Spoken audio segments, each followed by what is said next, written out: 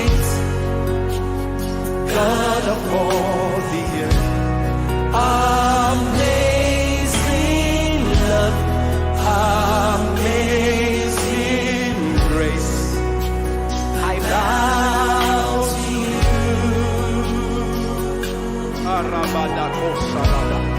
I worship you, oh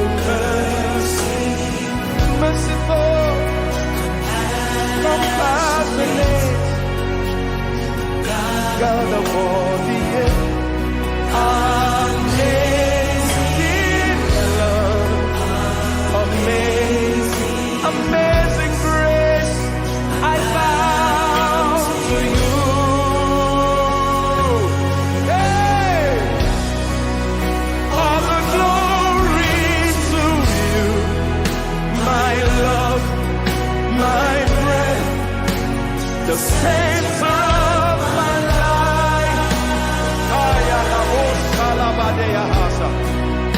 Everything that I am today, dear Lord, it's all because of you. All the glory to you,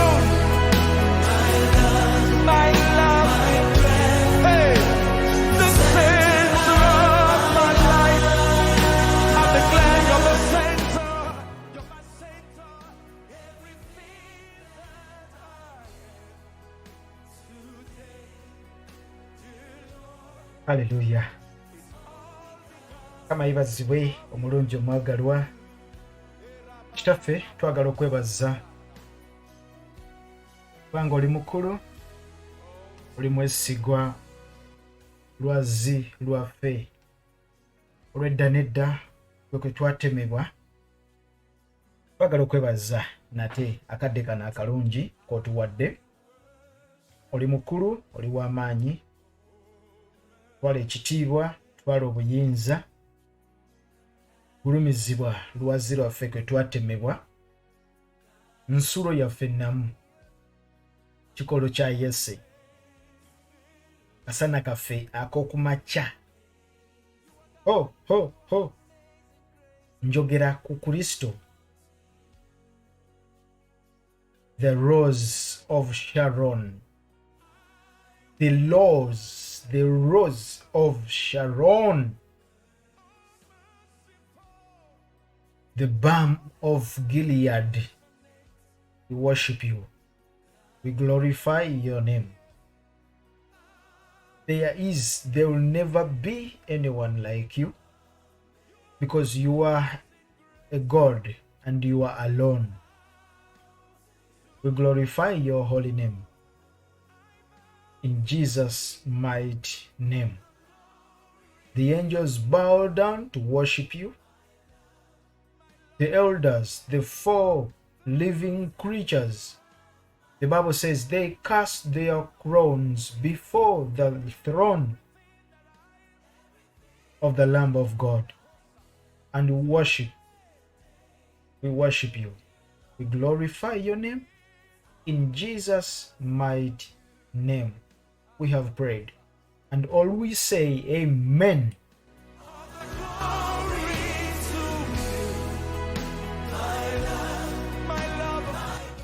Nkwanirizaako nnyo nate mu linnya erisinga amannya gonna, erinnya erya Kristo eryatuweebwa okutulokola, mwe muli amaanyi, mizimu gidduka bwe giwulira erinnya eryo, ndwadde zidduka bwe ziwulira erinnya eryo, bakigala bawulira, abazibe b'amaaso balaba, abafu bazuukira. Ekyo si kitya kyogera.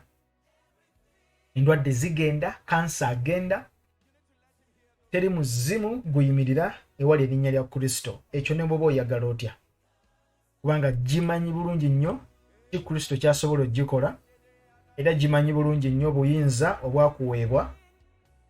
So njogera ekintu kye nkakasa, njogera ekintu kye nalabako, njogera ekintu kye nawulirako, nti erinnya lya Kristo lirina amaanyi.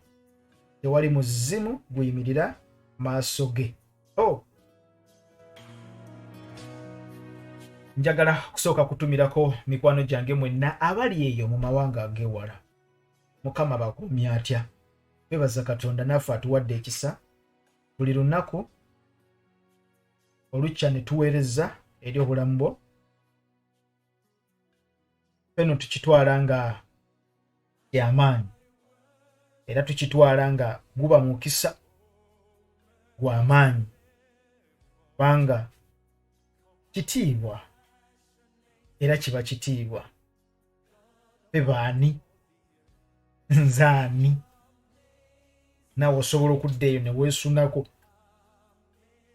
Singa Kabaka Mutebi akuyita n'agamba nti jangu akawungeezi tunywe kacaayi, owulira otya? Okugamba nze aliwo, weekubya ebifaananyi n'abeewammwe n'obakutegeeza, buli omu n'omutegeeza nga Kabaka bw'agenda okutuula naawe. Kubamu akafaananyi. Ffe abaana ba Kabaka w'Abakabaka bonna kitiibwa kyamaanyi ffe okuyitibwa abaana be. Amiina. Ejjo mbajjukiza wiiki eno yonna tugenda kwogera ku birooto. Ebirooto. Amiina. So ngenda kusaba alina peeni wandiika, alina ekitabo wandiika, atalina si mutawaana kabyobeera ng'ebbumba lyo olyesiga. Nze ebbumba lyange siryesiga nnyo, mpandiika ebbali bwe mba nina bye neetaaga okujjukira kubanga ebbumba lino yeetika ebintu bingi, oba olyawo naawe weetika ebintu bingi. So obutemenya owandiikako ebbali. Ne Yesu yawandiika. Yesu yawandiika. Ugambye Yesu yawandiika. Akati gwani atawandiika nga Yesu yawandiika? Yesu yawandiika. Kale kyala okwebaza Katonda kubanga mukulu, kubanga mwesigwa era w'amaanyi. Tukomyewo nate olunaku lw'olwaleero. Tugenda kwanguwamukko Yobu essuula ya 33. Yobu 33 14 paka 15 bwe tugenda okutandikira olunaku olw'olwaleero.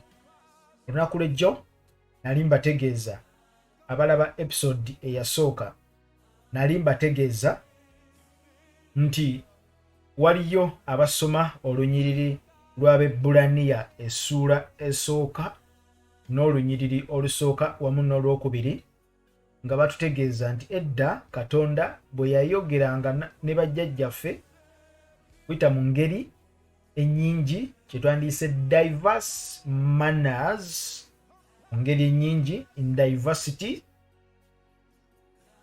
Nate mu nnaku zino ez'oluvannyuma y'Abebbulaniya essuula esooka olunyiriri lwakubiri, bo bakutegeeza nti ayogedde naffe, which is very wrong. Tekawo akasaze ku kigambo ekyo. Akutte Bayibuli yo ng'osobola ogisazaako oba ng'osobola okuwandiika ebbali osobole okufuna Bayibuli yo olulala okole study. Ekigambo tekiri ayogedde, wabula ekigambo kiri yayogera. Era twalwana nnyo okubategeeza biki bye yayogera ne Kristo, Kristo yennyini nga yeeyogerako. Ne tubalaga kuviira ddala mu Yokaana 12:48 paka 49. Kristo ng'ayogera nti ebigambo bye wampa oba ebigambo bye njogera si byogera ku bwange, njogera ebigambo okuva eri oyo eyantuma. Mukama yebazibwe.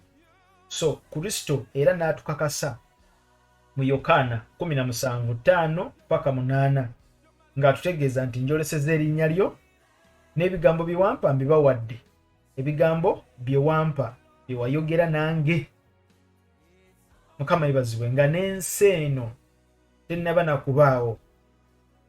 So Bebbulaniya essuula esooka n'olunyiriri olusooka n'olunyiriri olwokubiri, olunyiriri olwokubiri terugamba nti ayogedde naffe. Omuntu yenna akozesa ekigambo ekigamba nti Katonda mu nnaku zino ez'oluvannyuma ayogedde naffe okuyita mu mwana, kiba kikyamu, kubanga abeera ayagala kusimba njigiriza nti Katonda mu biro bino bye tulimu ennaku zino ez'oluvannyuma takyasobola kwogera naffe mu birooto. Ayina enjigiriza gy'abeera ayagala okusimba ng'akutegeeza nti Katonda ayogedde naffe okuyita mu kigambo kye nga ye mwana we. So buli kintu kyonna ky'ofuna mu kirooto nga tekyekuusa ku kigambo kya Katonda, kitegeeza aba akugamba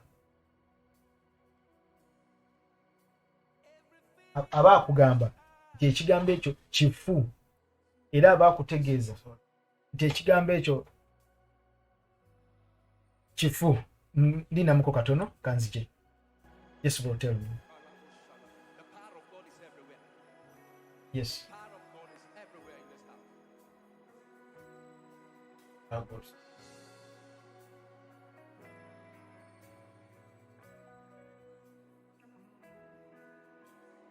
Everything that I am, everything that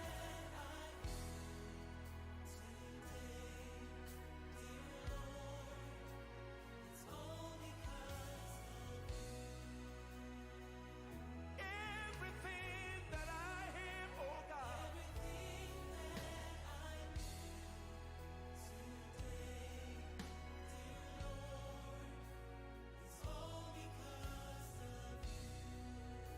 No me without you, I give it all to you. Everything that I have. Erosalabada. Today, Lord, it's all because of you.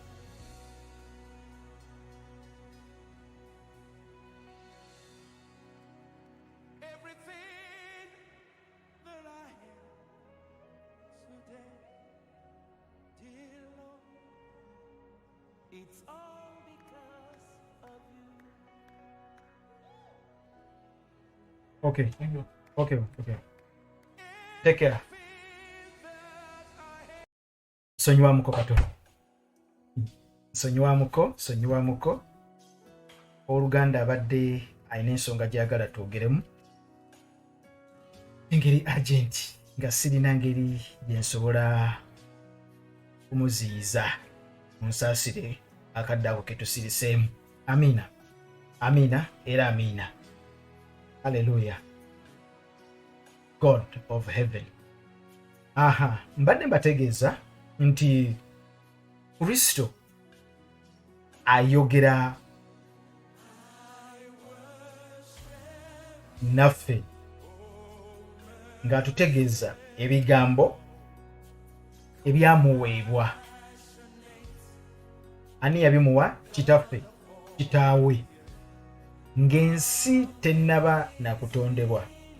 Ojja kusoma Yokaana 17:5-8 njoleseza erinnya lyo. Era mbadde nkutegeeza nti ebigambo ebyo yayogera nti mbibagambye. Ojja kusomayo olw'obudde butuddukako. Tulina ebigambo bingi nnyo ebyokwogera. Ne nkutegeeza nti omuntu yenna avaayo n'asoma Bebulaniya essula esooka olunyiri olwokubiri nti mu nnaku zino ez'oluvannyuma Katonda ayogedde naffe okuyita mu mwana, abeera mukyamu.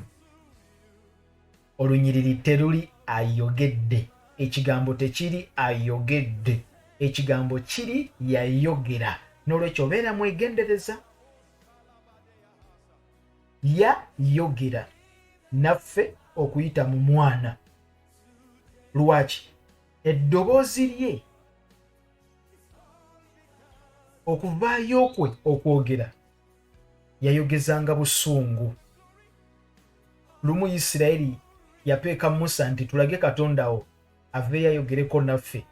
Bayibuli etusomesa nti yaba tannaba nakukka wansi ng'enjazi zatandise dda okwatika yatika. Ne bamugamba Musa, bw'aba Katonda wo bw'atyo bw'ayogera mugamba addeyo.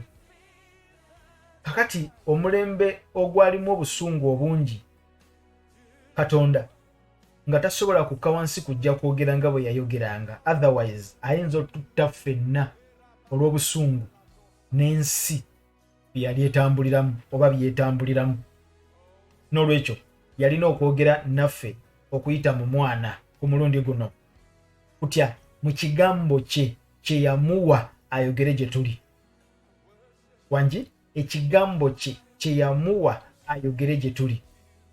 Kristo era agamba nti ebigambo bye wampa mbibawadde. Soma Yokaana 17:5-8 ojja sangawo ebigambo ebyo. Byali byadda, yabimuwadda abyogere naffe. Kati omuntu yenna singa avaayo n'akutegeeza nti Katonda mu biseera biri yayogera naffe okuyita mu ayogedde ne bajjajjaffe okuyita mu bannabbi, omulundi guno ayogedde naffe, ayogedde kasita owulira akagambo ayogedde ng'omugamba teekawo ekigalo awo, ndaga bayibuli wa weesomesa ekigambo ekyo ayogedde. Bw'osangawo ekigambo nti ayogedde, bw'osangawo ekigambo yayogera, mugamba oli nabbi, oli musomesa wa bulimba, onoonyamu bibyo. Kubanga singa aba ayogera bw'atyo nti ku mulembe guno ayogedde, nawe n'okkiriza n'odduka tokebedde bayibuli, tomanyi kusoma, kitegeeza agenda kukutomeza, agenda kugamba ekirooto kyonna ky'ofuna, bano ndoose miti gingoba, simanyi bano ndoose eggaali envuga mu kifo kyanze okuvuga eggaali, ndoose entenga enkama mu kifo nze ekyo gikama, ndoose entambula naye nga engalo ze zitambula ebigere biri mu bbanga. Kakati ajja kusomesa akugambe nti ebyo tebiriimu. Ajja kutegeeza nti ebyo by'owulidde by'olabye mu kirooto bifu. Katonda tasobola kwogera naawe mu ngeri efaanaganako bw'etyo. Katonda ayogera naffe okuyita mu mwana, mu kigambo kye, mu kigambo kye. Other than that, teri Katonda ayogera bw'atyo. Ekyo kyabeera ayagala okuyingizaamu. Nkaddemu omulundi ogusemba, tugende ku kiddako mukwano, baby girl, baby boy. Omuntu kasita avaayo n'akutegeeza omulembe guno, ennaku zino ez'oluvannyuma, Katonda ayogedde naffe okuyita mu mwana, ng'akozesezza akagambo ayogedde. Bw'oba olina kibooko, kiteekeko butto, ogiweko n'amazzi, kuba eggulu lijja kukubira mu ngalo, kubanga eggulu teryagala njigiriza nfu. Ekigambo tekiri ayogedde. Nalibawadde audios, naye wiiki eno yonna tetuba mu ekyo, mu eyo nsonga, kuba tuli mu kuyigiriza. Ate nga kintu kitambula. Bano bankuba birooto, bano bankuba birooto. Kakati Bayibuli esomesa yayogera naffe okuyita mu mwana. Yayogera. Ebigambo bye yayogera naffe byawukanira ddala ne byayogera naffe olwaleero, okuyita mu kwolesebwa n'ebirooto. Kubanga okuyita mu kwolesebwa n'ebirooto agenda kulaga present, agenda kulaga future, asobola n'okulaga past, naye kyakulaga kisobokera ddala 100% okwawukanira ddala n'ekyo kiri mu Bayibuli. Okugeza, singa akulaga mu kirooto ng'akulaga ng'ogwa mu kinnya, n'olota ekirooto nga maamawo pikipiki emugoba emisinde, naye nga waliwo amuvaako emabega ajja mukuba kiboko, ajja mukuba kiboko, ajja mukuba kiboko, ekyawandiikibwa mu Bayibuli teri lunyiriri mu Bayibuli nga lugamba nti bikkula Matayo 8:6. Omusomi tandika. Abooluganda Mukama yebazibwe. Okusinziira ku Matayo 8:6 Bayibuli esomesa, awo maama wa Nakaayi mu ngadduka emisinde waliwo yali amugoberera ng'avuga pikipiki ng'ajja mukuba emigoba nte. Musumba nyongere olw'omwenda akomaawo tekiriyo mu Bayibuli, naye ate nga kyangu nnyo gwe okukiroota. Kikyengezako kutegeeza Katonda teyakoma kwogera, akyayogera. Akyayogera. Yebale yayogera naffe okuyita mu mwana, yali mission yaggwa, naye ku mulembe guno ennaku zino ez'oluvannyuma akyayogera. Nga Yoweri 2:28 ennaku ez'oluvannyuma alifuka omwoyo we ku bonna abalina omubiri n'omusaayi, baliroota, baliragula, baliraba okwolesebwa, bali future which is now and the time to come. So kitegeeza ki? Nti ne ku mulembe guno Katonda akyasobola okwogera mu birooto n'okwolesebwa.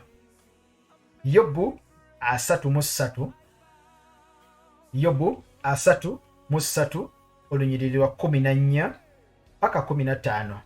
Kwano gwange mpuliriza, oli ku Just Gospel Media Uganda wamu ne Just Gospel Fellowship Center, mikwano gyaffe abakuŋŋaanira wali ku WhatsApp group yaffe.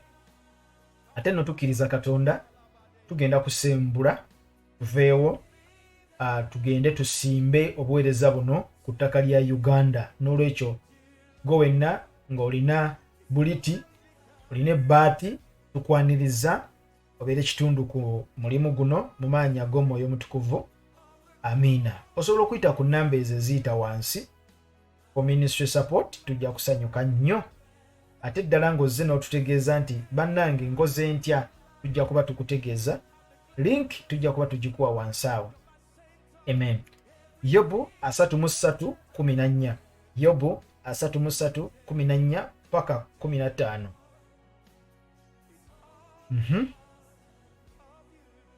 Yobu 3:3 otuseeyo. Yobu 3:3, Yobu 3:3-14 paka 15.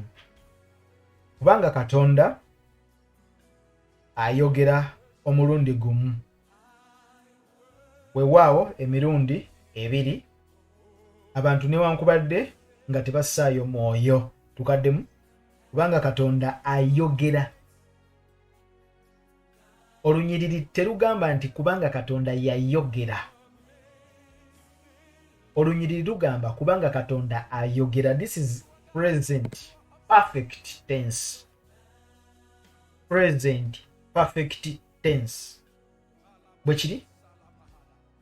Oba kiri present tense. Katonda ayogera.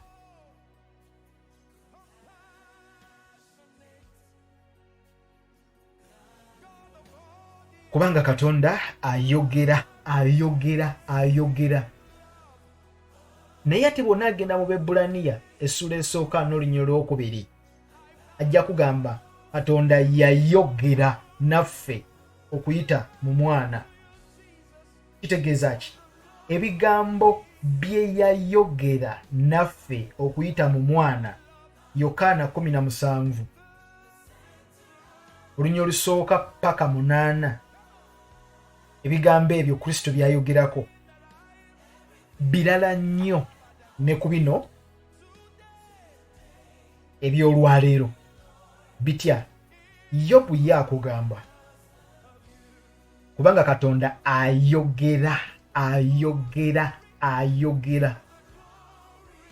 Yobu Bebulaniya essula esooka yayogera, era bye yayogera Kristo yabitugamba. N'agamba mbibagambye. Bye wantuma okubagamba mbibagambye. Bye bigambo eby'enjiri. Enjiri twagifuna ne tulokoka ne tukkiriza. Yayogera naffe okuyita mu mwana nga ye Kristo. Yayogera, si ayogedde, ne yayogera. teyakoma kwogera bassebo ne bannyabo, akyayogera. Kubanga Yobu 33:14, kubanga Katonda ayogera omulundi gumu, weewaawo emirundi ebiri, abantu newankubadde nga tebasaayo mwoyo ayogera, newankubadde nga tetuwulira, newankubadde nga tetulaba, newankubadde nga tetubitegeera, ayogera. Ekimugjaako butoogera, ayogera. Today, you know, it's all because of you.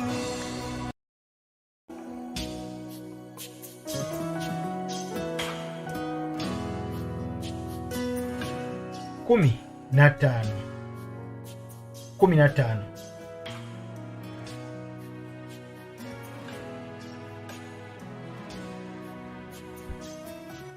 Yobu 13:15 ayogera atya? Mu birooto, gamba mu birooto, mu kwolesebwa okw'omu kiro, otulo otungi bwe tukwata abantu nga babongoota ku kitanda. Tulo otungi ayogera mu kirooto. Bayibuli esomesa nti kubanga Katonda ayogera omulundi gumu, weewaawo emirundi ebiri, tekitegeeza nti agenda kwogera omulundi gumu oba emirundi ebiri. Yobu agezaako kutegeeza nti Katonda ayogera emirundi mingi, era asobola okujja n'ayogera naawe, n'enkya n'addamu n'ayogera naawe, n'addamu n'ayogera naawe. Asobola. Ekitegeeza nti ayogera omulundi gumu oba ebiri n'asirika. Nedda, it is continuous. Ayogera. Kubanga bangi ku mmwe Katonda ayogedde nammwe mu birooto kuva emwalokoka myaka 10 ayogera. Abamu ku mmwe buli mwezi, mu mwezi gumu Katonda asobola okwogera naawe emirundi egisukka mu 2, mu 3 ayogera. Now, Yobu tategeeza nti Katonda ayogera mulundi gumu oba ebiri gyokka, wabula it is continuous. Newankubadde nga tetussaayo mwoyo, naye ye aba ayogera. Kino kitegeeza ki? Kino atandika okugamba nti ssaayo omwoyo ku birooto by'obeera oloota. Ngenda kukubulira mu maaso awo, birooto ki ennyo by'oteekwa okuteekako nnyo essira? Sinakindi okubiwandiika wansi, kubanga oba oli awo Katonda aba alina ebigambo byayogera naawe nga yeetaaga okole. Mu kirooto, mu kwolesebwa okw'omukiro, otulo otungi nga tukwata abantu nga babongoota ku kitanda. Awo n'alyoka aggula amatu g'abantu n'ateeka akabonero ku kuyigirizibwa kwabwe. Kitegeeza nti n'amatu ag'omwoyo agaggula, n'amaaso ag'omwoyo n'agaggula mu kiro nga weebase ku bitanda. N'ayogera. Ayogera. Ate Ebbulaniya essula esooka n'olunyiriro olusooka akugamba yayogera. Tolaba nti waliwo enjawulo. Ebbulaniya essula esooka n'olunyiriro olwokubiri agamba yayogera, n'olunyiriro olusooka agamba yayogera, n'olunyiriro olwokubiri agamba yayogera. Yayogera, which means it is past. Yayogera mu Kristo. Kakati Yobu ye 33:14-15 agamba nti Katonda ayogera. Kitegeeza it is not past, it is something present continuous. Now, ebigambo Katonda byayogera ne Kristo abituwe yabituwa dda. Omwoyo Mutukuvu alijja libabika likola bw'ati, temuli baba mulekwa, bigambo bya Katonda byompadde bibawadde. Nolwekyo nkomawo mu kitiibwa, ebyo byaggwa yabituwa. Era tusoma Bayibuli nitugamba nti bw'ati Kristo bwe yayogera ng'ali n'abayigirizwa be, nitukakasa nti yayogera munaagobanga emizimu mu linnya lyange. Tukigobye tukakasa yayogera. Katonda okuyita mu mwana ng'ayogera eri ffe. N'olwekyo tekitegeeza nti yakoma. Tekitegeeza nti yakoma, akyayogera atya. Mu birooto ayogera ne mu kwolesebwa.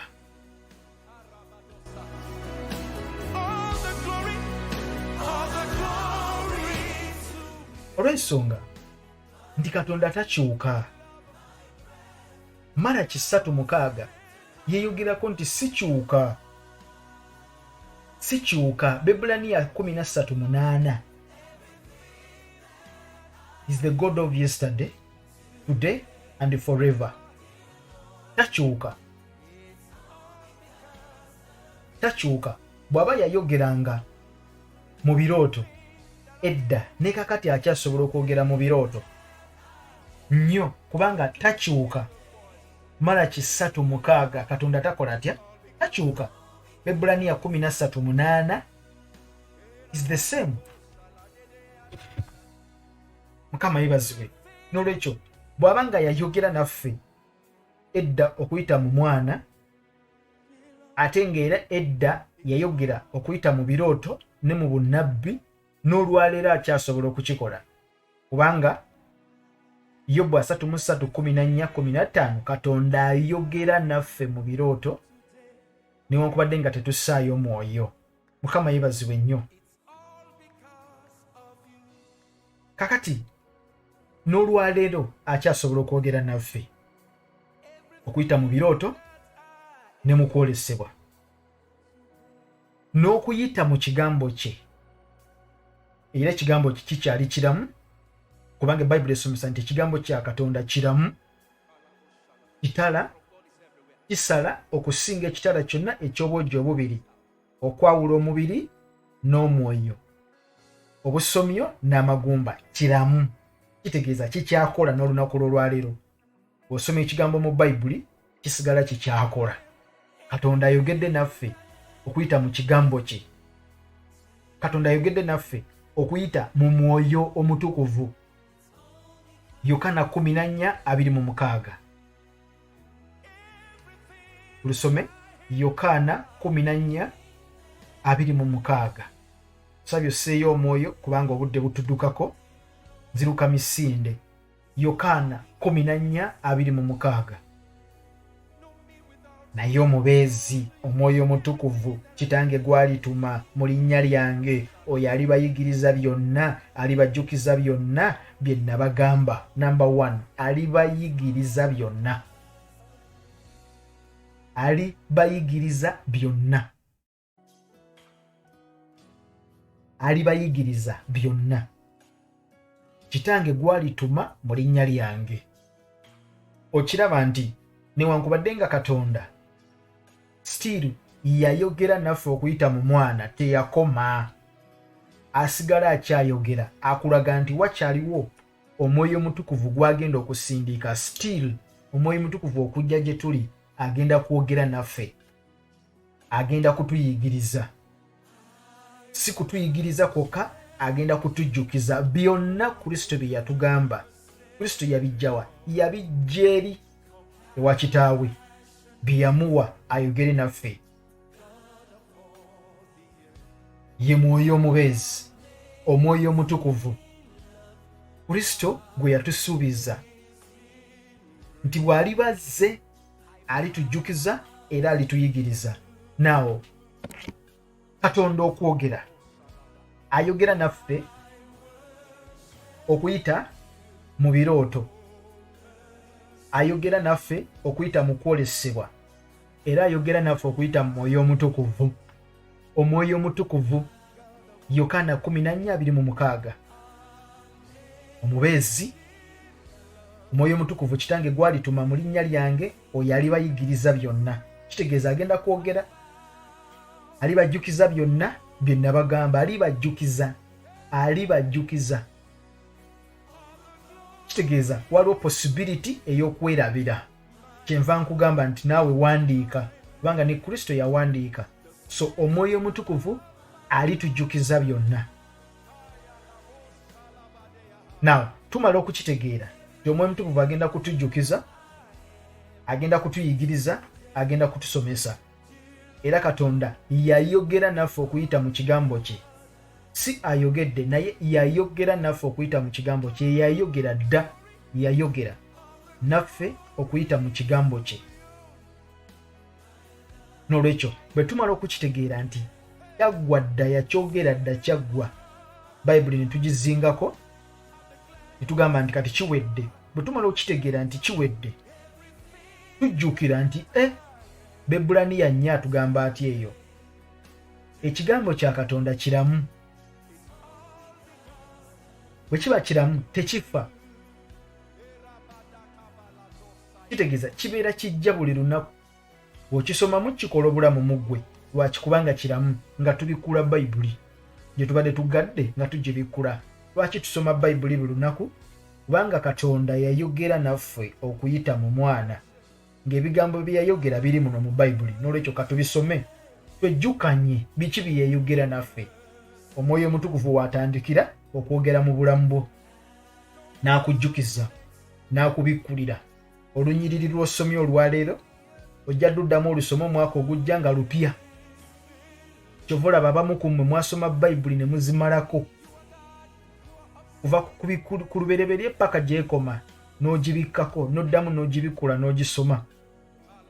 Naye bwe tusoma ekigambo ne kijja, owulira nga kipya gy'oli, olinga atakiwulirangako, naye nga Bayibuli wagisoma n'ogiteeka wali. Kitegeeza ki? Ekigambo kya Katonda kiramu. Kitegeeza kikyakola, kikyasobolera ddala okusala, okusinga ekitala kyonna eky'obwogi obubiri. N'olwekyo Bayibuli tugyetaaga.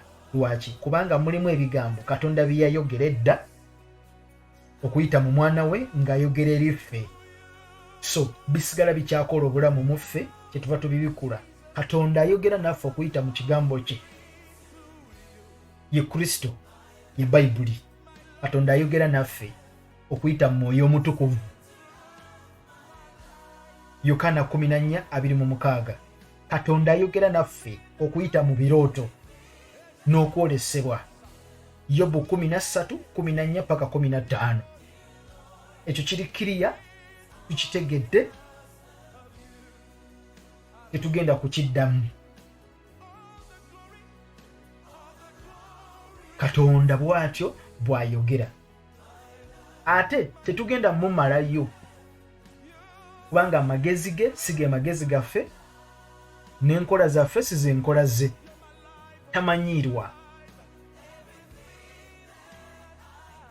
Tamanyiirwa. He is the God of yesterday. Sagala weerabire Bebulaniya bw'atusomesa. He is the God of yesterday.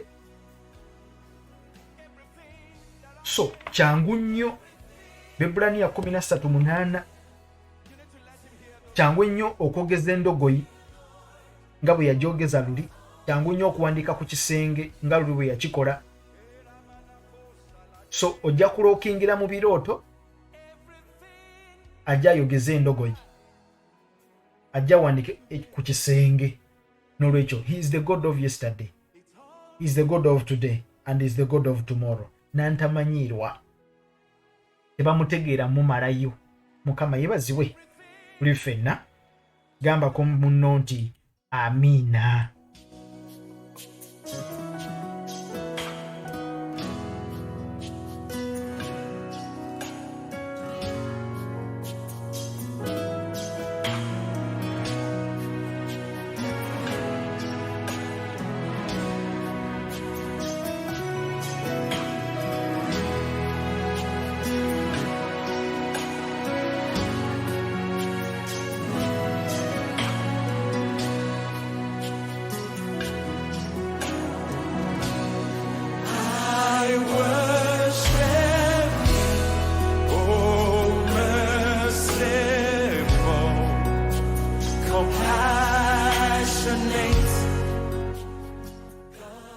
Mukama yeebazibwe nnyo.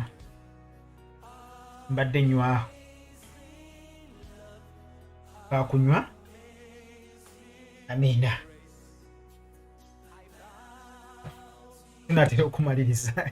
Otya tunaatera okumaliriza. Amen. bwe tumala okukitegeera nti bw'atyo Katonda bw'ayogera n'enkola ze ne tuzitegeera, tetusobola kuzitegeera na kuzimalayo. Naye ekintu kye njagala okutegeeza, buli kirooto kyonna ky'oloota, buli kirooto kyonna ky'oloota kitwale n'obwegendereza. Tukaddemu ffenna, buli kirooto kyonna ky'oloota kitwale n'obwegendereza nno nga bungi. Olw'ensonga tuli myoyo, tetuli mibiri. We are spirits. Tetuli mibiri, tuli myoyo. Gwe nange ampuliriza, tuli myoyo. We are spirits. Muffe munda mulimu myoyo. Si mibiri, tetuli mibiri, tuli myoyo. Ate ng'omwoyo gwogeraganya na mwoyo. Omubiri gwogeraganya na mubiri, naye omwoyo gwogeraganya na mwoyo. Biyingi nti tuli myoyo nga ne Katonda mwoyo, Yokaana 2:4. Katonda mwoyo. N'olwekyo omwoyo gwogeraganya n'omwoyo. Buli kirooto kitwale nga kya buvunaanyizibwa.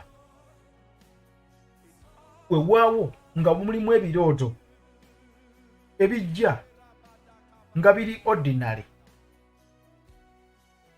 ekirooto nga kiri ordinary.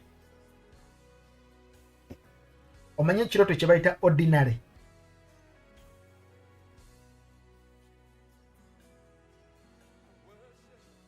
Ekirooto nga kiri ordinary. Waliwo ekigambo kye bayita REM, REM, REM, REM, rapid eye movement. REM, rapid eye movement. Rapid eye movement. Nga twebase ekiro, ebiseera ebisinga nga wayiseewo essaawa ndowooza ng'emu ng'omaze okwebaka, obwongo buno bulina activities ze bubeera butambuliddemu emisana. So ekiro nga weebase, obwongo buno tebwebaka, activities zisigala zi recurringa. So wabeerawo increase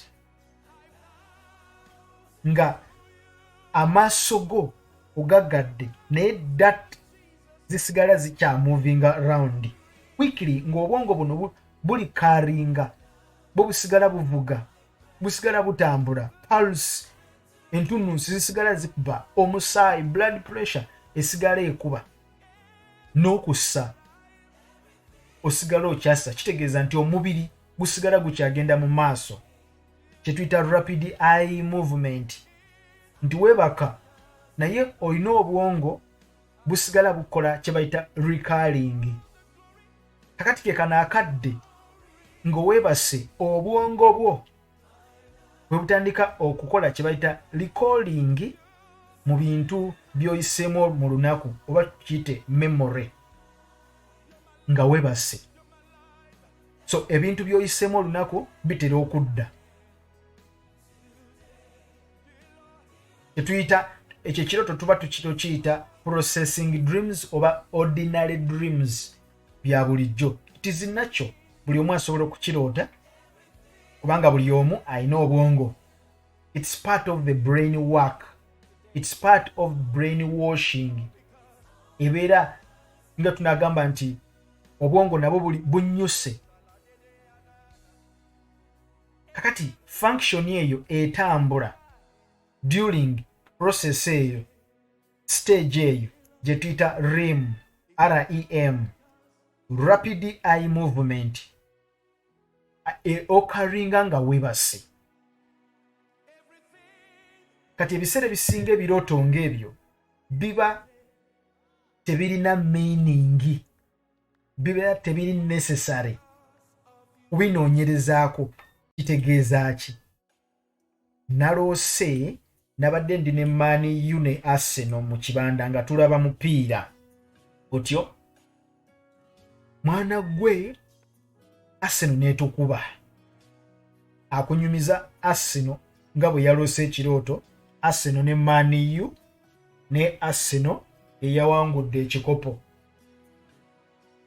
Kyokka ate leero Arsenal esamba ne Man U, kati ye yaloose kiro naye ng'olunaku lwonna basibye mu betting bali mu kuwakana.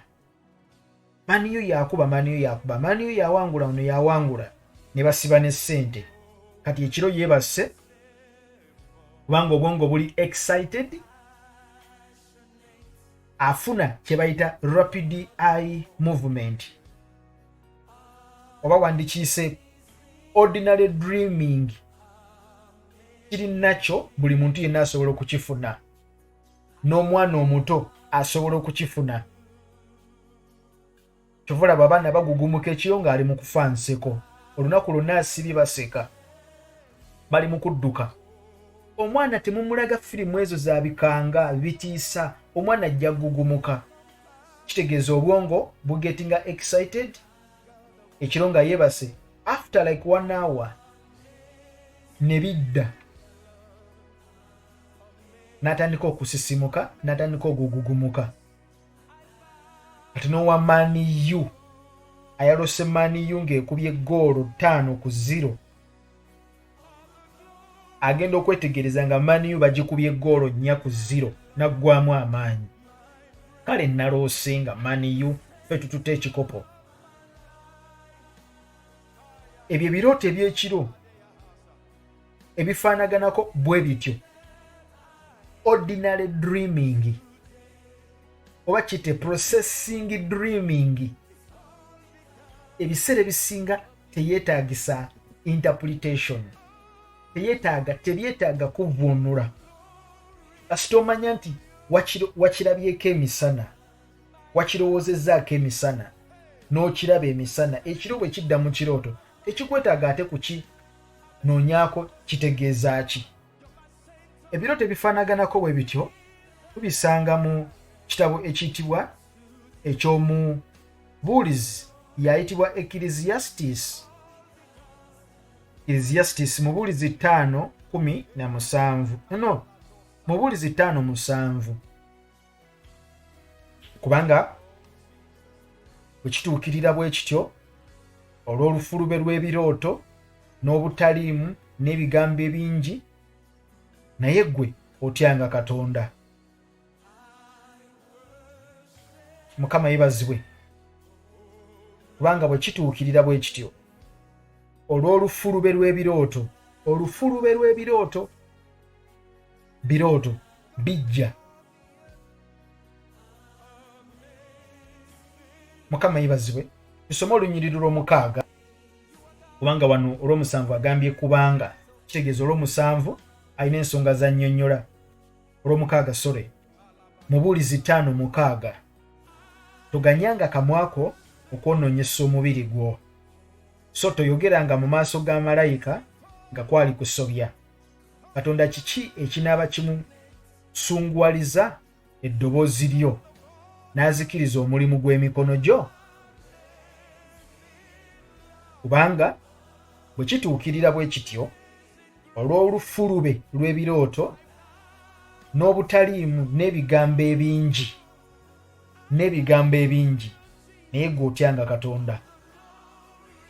Oluganda lukiyise olufulube lw'ebirooto n'obutaliimu n'ebigambo ebingi. Oluzungu tulabe kye lugamba.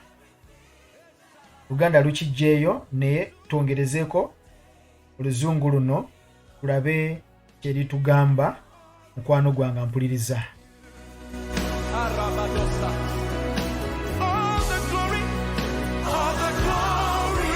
Ecclesiastes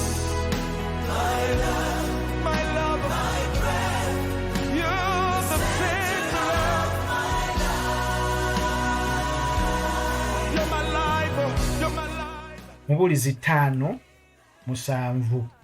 Mubuulizi 5:7. For in a multitude of dreams and in a flood of words there is worthlessness. There is worthlessness mu lufulube.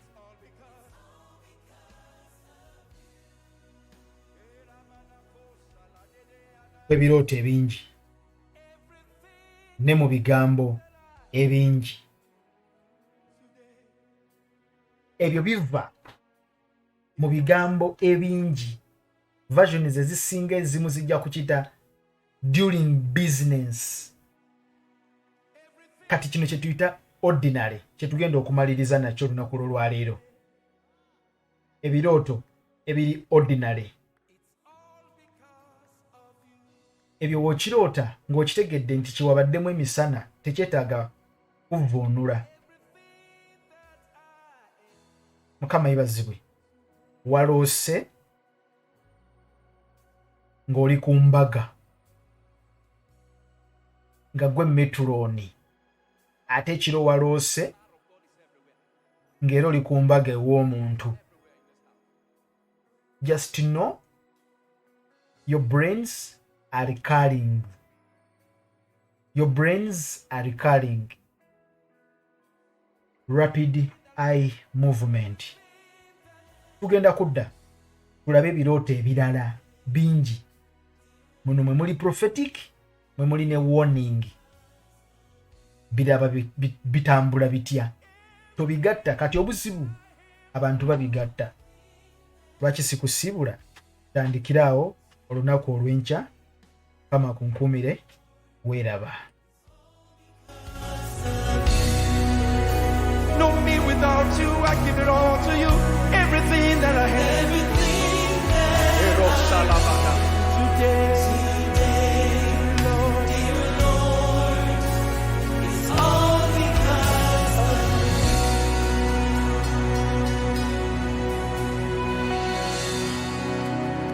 Everything that I have today, dear Lord, it's all